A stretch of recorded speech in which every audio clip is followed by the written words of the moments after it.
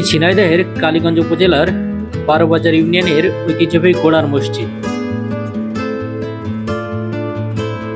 ধারণা করা হয় পঞ্চদশ শতাব্দীতে সুলতানি শাসনামলে এই মসজিদটি নির্মাণ করা হয়। প্রত্নতত্ত্ববিদরা ধারণা করেন গোড়াই মসজিদটি খুব সম্ভবত হোসেন শাহ বা তার পুত্র নুসরাত শাহের শাসনামলে তৈরি করা হয়েছে। 1983 সালে বাংলাদেশের প্রত্নতত্ত্ব অধিদপ্তর বারোবাজারের প্রত্নতত্ত্বের সন্ধানে খনন কাজ শুরু করলে বেশ কয়েকটি মসজিদের সাথে এই মসজিদটিও আবিষ্কার করেন। কথিত আছে গোড়াই নামক একজন দরবেশ এই মসজিদে বসবাস করতেন। তার নাম অনুসারেই এই মসজিদের নামকরণ করা হয়েছিল গোড়ার মসজিদ। পোড়া মাটিতে তৈরি মসজিদের দেওয়ালে রয়েছে বিভিন্ন আকৃতির নকশা, যা দেখলে মন জুড়িয়ে যায়।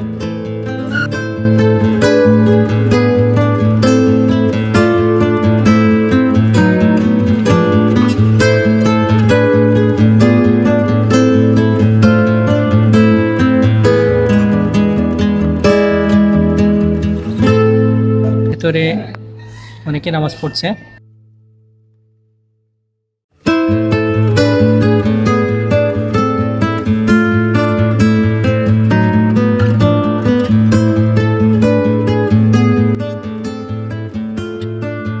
মসজিদের পাশে আবিষ্কৃত এই কবরটিকেই স্থানীয়রা গোড়াই দরবেশের কবর বলে মনে করেন।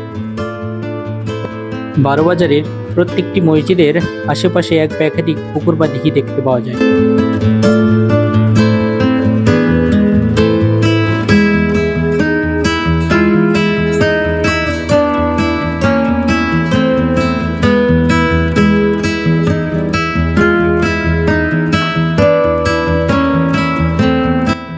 এটি হচ্ছে বারোবাজারের সেই ঐতিহ্যবাহী গলাকাটা মসজিদ।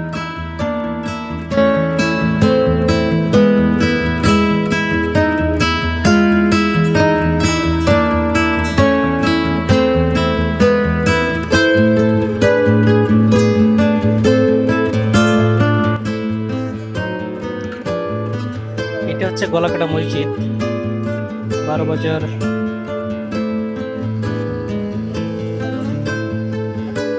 গলাকাটা মসজিদ।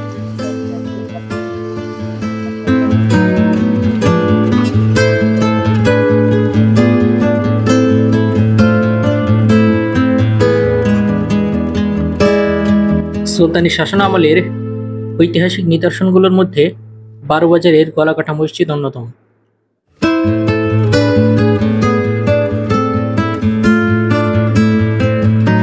ইতিহাস বলছে 800 হিজরি সনের স্থাপত্য শৈলীগুলোর সাথে গলাকাটা মসজিদের এক বিরাট সাদৃশ্য আছে।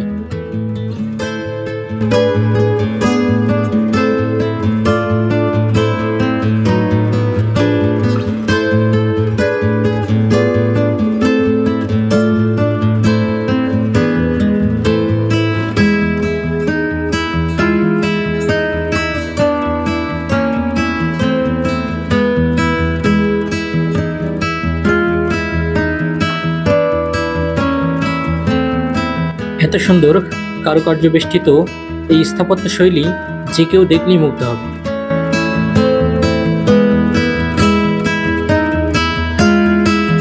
মসজিদের সামনে একটা পাঠাগার আছে।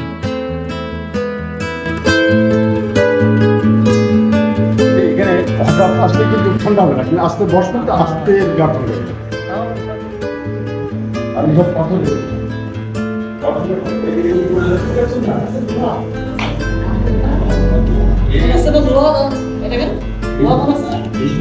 কি লোহা পাথরে?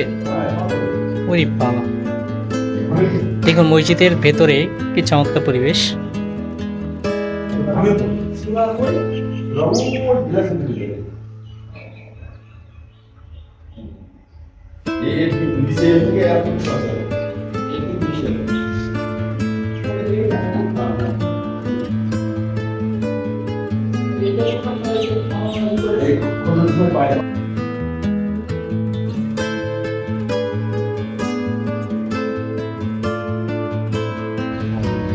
ভালো আছেন?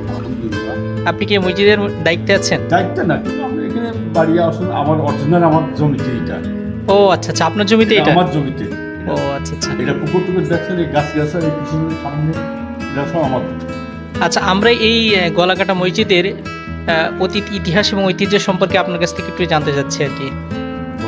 একটু বলে, মানে এইটা কোন সময়কার মসজিদ এটা?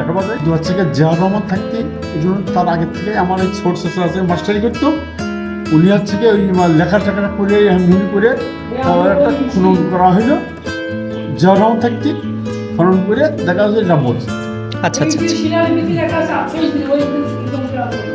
ওই মসজিদ থেকে তখন হচ্ছে কি ওরা আস্তে আস্তে বেশ কয়েকটা এইভাবে খনন করে এবার মাটিতে মাটিতে গাছ গাছা বড় বড় মাটি ঢিবে আকারে ছিল, তাই তো? পরে সেইটা খনন করে দেখা গেল যে এখানে মসজিদ হচ্ছে। সবকিছুই বেড়ে গেল, সব এই পাকা ছিল তো, নিচে এরকম পাকা ছিল। আচ্ছা আচ্ছা। দেখা যাচ্ছে এটা মসজিদ।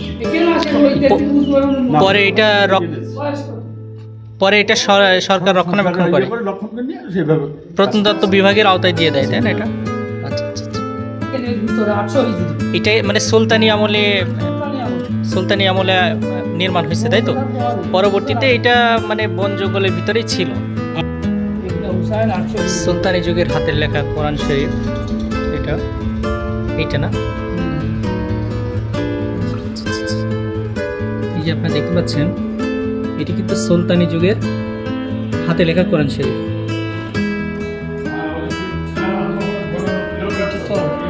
এই যে তরবারি দেখতে পাচ্ছেন, সুলতানি আমলের তরবারি, তাই তো? অনেক পেয়েছে, কতটুকু ওজন আছে?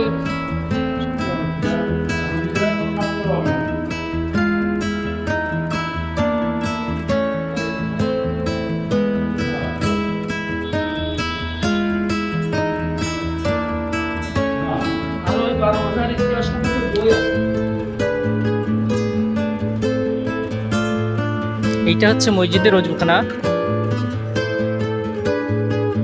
বারোবাজারের প্রত্যেকটি মসজিদের সাথেই একটা করে দিঘি কিংবা পুকুর আছে। এই যে দেখতে পাচ্ছেন, মসজিদের পাশে রয়েছে একটা বিরাট বড় দিঘি। প্রায় 12 বিঘা জায়গা জুড়ে অবস্থিত এই দিঘিটি গলাকাটা দিঘি নামে পরিচিত।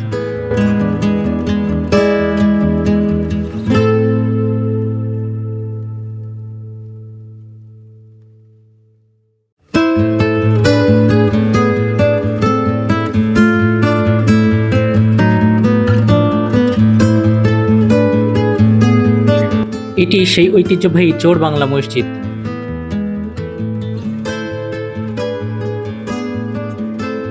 এটি একটি 1 গম্বুজ বিশিষ্ট মসজিদ। ধারণা করা হয় হিজরি 800 সালে আলাউদ্দিন হোসেন শাহের পুত্র সুলতান মাহমুদ এই মসজিদটি প্রতিষ্ঠা করেছিলেন। বারোবাজারের এই মসজিদগুলো প্রত্নতত্ত্বের এক ঐতিহাসিক নিদর্শন।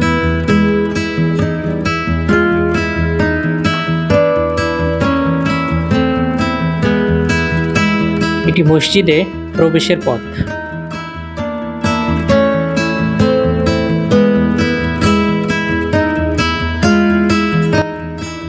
1992 থেকে 93 সালের দিকে বাংলাদেশের প্রত্নতত্ত্ব বিভাগ খননের কাজ শুরু করলে এই মসজিদটি আবিষ্কৃত হয়।